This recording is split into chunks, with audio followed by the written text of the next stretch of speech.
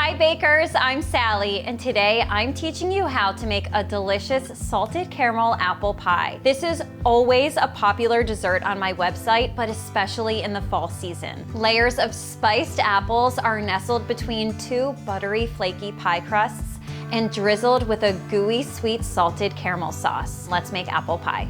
Let's start by making the apple pie filling. I like to use a mix of both sweet and tart apple varieties. I'm using half Honeycrisp apples and half Granny Smith apples today. Start with peeled and sliced apples. These are about 1/4 inch thick slices. For the rest of our filling ingredients, add some sugar, lemon juice to keep the flavor bright, flour to help thicken, and some flavorings. Cinnamon, of course, allspice, and nutmeg.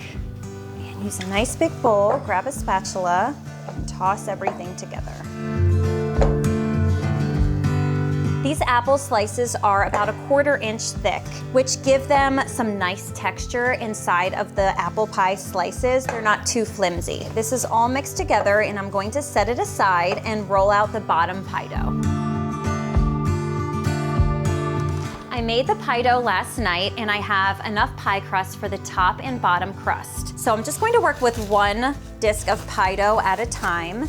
Keep the other one in the refrigerator. Let's lightly flour work surface, lightly flour the dough, and lightly flour the rolling pin. I'm using my buttery, flaky pie crust for this apple pie today, and that's a recipe that I also have on my website. It uses a mix of shortening and butter to make a deliciously flaky and buttery pie crust, which is perfect with this deliciously salted, sweet apple pie filling. I'm flouring the dough as necessary to keep it from sticking to the rolling pin and counter, rotating it and flipping it over as I go to make sure it's even. If you notice the edges are cracking, just meld them together with your fingers.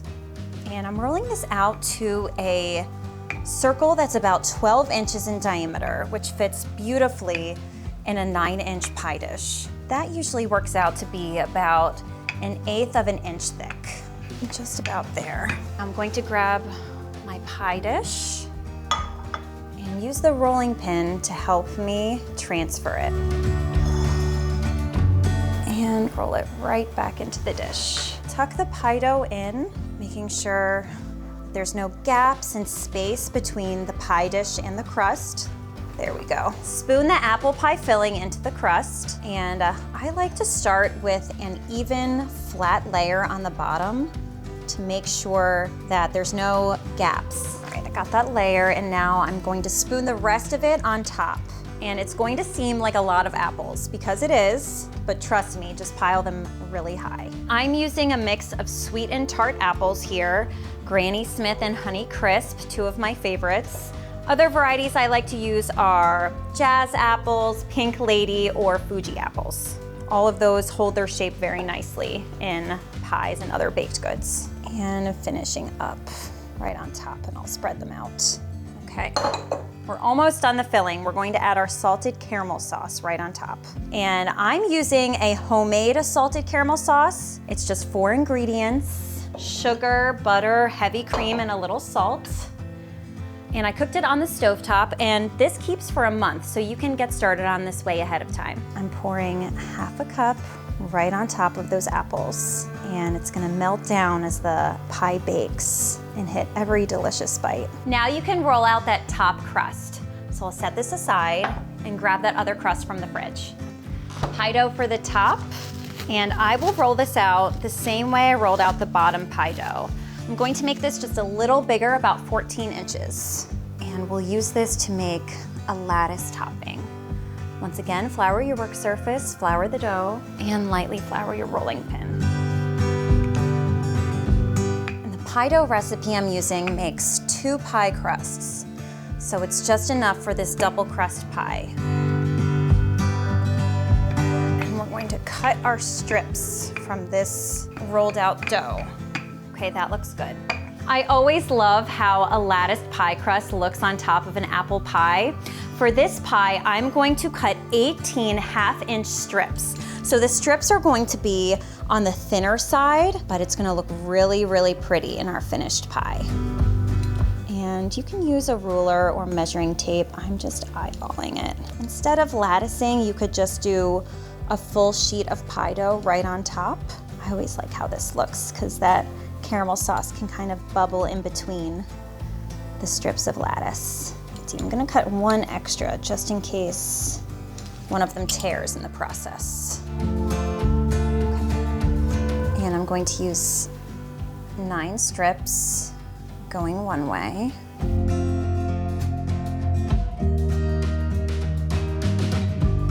One of my shorter ones. Perfect. Now we're going to flip every other one back over, and you can see some of that caramel sauce is sticking to the pie dough. That's completely fine. And we will weave the other 9 strips through. One of these shorter ones will be the one on the end. Place the strips that you rolled back right on top.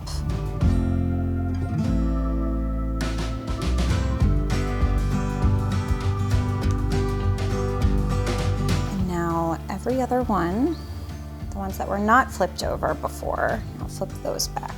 I always love latticing pie dough on top of pies because it looks so beautiful. And though it does take a little bit of time, it's really not too difficult at all.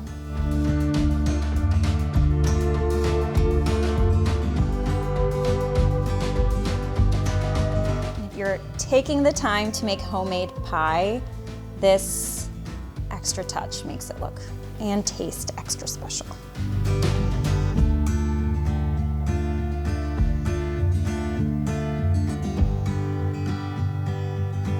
Last strip, and I'll save that other strip. I always like to hold on to extra pie dough. You can freeze it. There we go. And now we'll want to press our bottom pie crust with our top lattice strips. So I'm going to trim just a little bit of this excess dough, not all of it, because I want some dough to work with to crimp the edges. Now what I'm going to do is fold the bottom edges back over towards the center. And as I'm doing that, it's picking up the latticed strips, so it's all connecting. And I'm just pushing it in to make sure that it's tight around the edges, because this is a very juicy pie. Now the finishing touches are just as important here. You've come all this way to make a pie from scratch. You should definitely take the few extra steps to make it into something that looks as good as it tastes. I'm going to crimp these edges down with a fork, and this will make sure the edge is perfectly sealed, keeping all of that caramel and the juices from the apples inside. And this also makes the edges of the pie look extra pretty. And no super special tools for this, you can just use a fork. And now brush the top with egg wash. This is just an egg mixed together with a little milk. This adds that beautiful golden sheen to our pie crust. Without it, I find that pie dough just looks a little dull coming out of the oven. And I just used a fork to whisk that together. And we'll brush it on the pie dough all over. I'm using a pastry brush for this. I start with the edges, and then we'll get the lattice strips in the center. And finishing touches like this are what make your home-baked pies look like they belong in a professional bakery display case. Caramel and apple is just such a fabulous flavor duo. You know, you have caramel apples, but here you get it in pie form, plus the benefits of a flaky pie crust. That looks good. And final finishing touch, this one is optional. Add a sprinkle of some coarse sugar on top, which adds a pretty sparkle and sweet crunch to every slice. I'm going to preheat the oven to 400 degrees Fahrenheit. While the oven's preheating, stick this pie in the refrigerator. Cold pie dough holds its shape best. I recommend placing this pie on a baking sheet to bake, just in case any juices bubble over. Start the pie in the 400-degree oven for 25 minutes. Then reduce the temperature to 375 degrees. At this point, you can add a pie crust shield as well to prevent the edges of the crust from over browning. Bake at 375 degrees for another 35 to 40 minutes until the caramel apple filling is bubbling around the edges. Let the pie cool for at least 3 hours before slicing into it. I know it's challenging to wait that long, but the filling needs to continue setting up as it cools, otherwise it will be too juicy and runny.